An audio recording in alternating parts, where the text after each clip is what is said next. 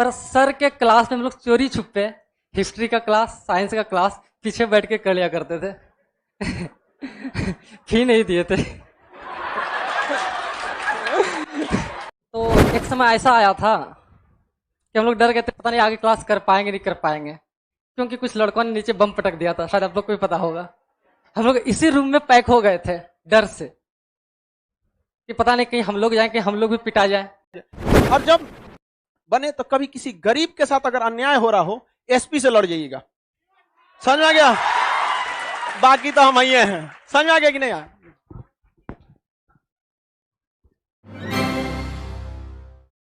ले ले दरोगा में चले, खुश रहे खुश रहे खुश रहे। अरे बाबू बाबू, अरे रे रे रे, नहीं नहीं नहीं बाबू, इतना पैर और नहीं पड़ो, एकदम बहुत बढ़िया, एकदम आशीर्वाद।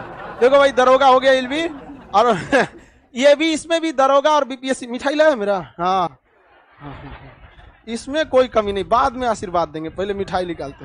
हाँ, तुम लोग थोड़ी खाएगा। ले फोटो खींचो भाई, इसका फोटो खींच दीजिए।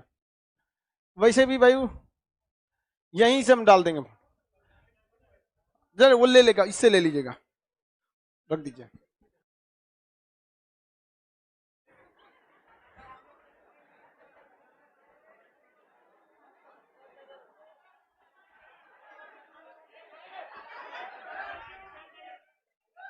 मिठाई खाए।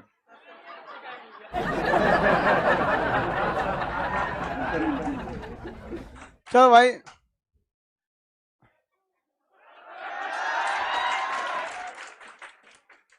इसी को खिलाते, बस ज्यादा खाएंगे नहीं, थोड़ा सा।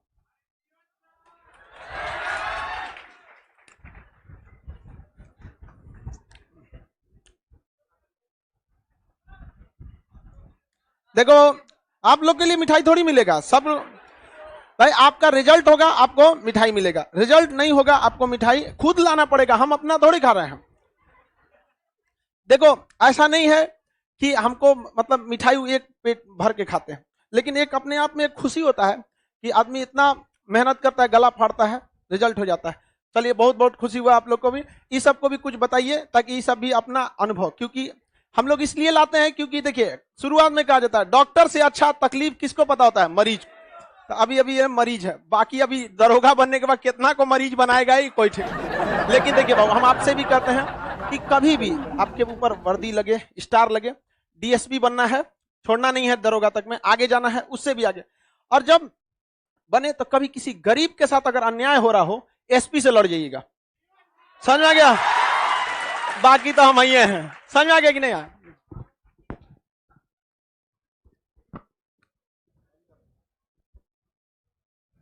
थैंक यू सर, आप सबको जय हिंद। पीछे हमारे दोस्त हाथ हिला रहे हैं साथ में। सिलेक्शन कुछ कारण से नहीं हो सका था उन लोग का। जब हम लोग मेंस का यहाँ क्लास करते थे तो एक समय ऐसा आया था कि हम लोग डर गए थे, पता नहीं आगे क्लास कर पाएंगे नहीं कर पाएंगे, क्योंकि कुछ लड़कों ने नीचे बम पटक दिया था, शायद आप लोग को भी पता होगा। हम लोग इसी रूम में पैक हो गए थे डर से कि पता नहीं कहीं हम लोग जाएं कि हम लोग भी पिटा जाए। और उसके बाद ऐसा हालात हुआ कि हम लोग का पॉलिटी खत्म हुआ, उसका तो लॉकडाउन लग गया। पर सर के क्लास में हम लोग चोरी छुपे हिस्ट्री का क्लास, साइंस का क्लास पीछे बैठ के कर लिया करते थे। फी नहीं दिए थे। उसके बाद सर इतना कुछ बता दिए थे कि लगातार होली में जो हम लोग घर से आए थे, उसके बाद लॉकडाउन लगा और कंटिन्यू डेट पे डेट, तारीख पे तारीख, तारीख पे तारीख मिलते गया मेंस का। लास्ट में जाके 29 नवंबर को हम लोग का मेंस हुआ, और जिस अकॉर्डिंग सर बताए थे पढ़ने के लिए, बस उसी हिसाब से पढ़ते गए हम लोग। लगातार अपने लाइफ में पटना में 8 महीना एक्सटेंड करना बड़ी मुश्किल की बात थी। उस समय अक्टूबर में मेरी मम्मी का ऑपरेशन था, मेरे घर से फोन आया, और मेरी मम्मी एक इंजेक्शन लेने से भी डरती है। अब भागलपुर में ऑपरेशन चल रहा था, मम्मी बोली कैसे होगा, कोई नहीं साथ में। कोशिश किया, ट्रेन भी नहीं चलती थी कि घर जाए। मम्मी फोन पे रोने लगी, लेकिन नहीं जा पाए। मम्मी बोली एग्जाम है तुम्हारा अगले मंथ, कुछ नहीं होगा। मेरी बहन, मेरे भाई, जिया जी सब थे उनके साथ, लेकिन हमको घर नहीं बुलाई मम्मी। और आज तक जितना भी हम फेड प्रैक्टिस करते थे उससे ज्यादा नंबर हमने मेंस में प्राप्त किया। 85 to 87 के बीच में हमने मिलाया था, और जब आयोग ने हमारा रिजल्ट दिया 83 नंबर हमारा सही हुआ।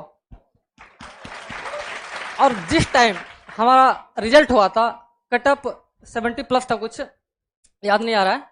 उसके बाद हमने सोचा अब रिजल्ट में इतना मार्क्स है तो क्यों ना थोड़ा पीटी पे ही मेहनत किया जाए। इतना दौड़े कि संजोग भाग्य ऐसा भी मिला कि उस बीच में हमको स्टेट लेवल पे हेडल रनिंग के लिए ले गया गया।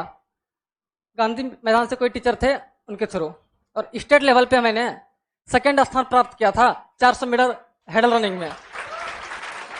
उसके बाद उस समय मैंने किताब तो बंद ही कर दिया मेंस के बाद सर, किताब तो देखा ही नहीं कि अब पढ़ना भी है। बस सोचना था पीटी किसी तरह हो जाए। चेस्ट नहीं पूरा था मेरा, 1 सेंटीमीटर चेस्ट घट रहा था, डर था कि चेस्ट में कहीं छटा ना जाए। मैंने जिम पकड़ लिया, उसमें जिम भी किए। क्यों सर? अरे नाम बताओ। मेरा नाम मनीष कुमार हुआ, बांका जिला से बिलोंग करते हैं। अरे खुश रहे जय हो। यहाँ आपको संस्था का जो पर्सनल हेल्पलाइन है सब आपको दिया जाएगा, आपको कोई टेंशन नहीं है। और गरीब के लिए हमेशा खड़े रहना है, समझ में आ गया कि नहीं है? ठीक है, चले।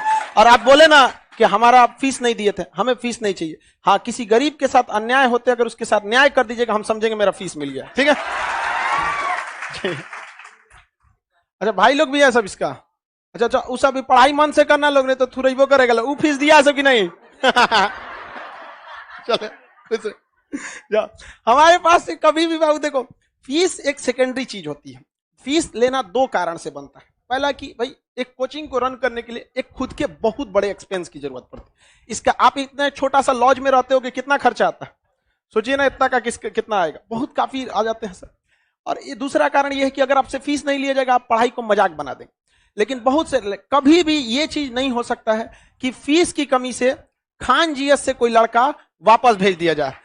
उसके पास पैसा है चाहे पैसा नहीं है, वो पढ़ेगा, रिजल्ट लेगा वहां पे। लेकिन हाँ, ईमानदारी ये अच्छा लगता है कि लड़के भी आके एक्सेप्ट कर लेते हैं, तो हमारा पता नहीं चलता कि दिया है कि नहीं दिया है। आपको ऐसा मत समझिएगा कि आप बहुत होशियार हैं। यहाँ आदमी चेक नहीं करता है, आंख बंद कर लेता है, इसलिए कि हमने खुद गरीबी देखा है। गरीबी क्या चीज, बड़ी बेशरम होती है।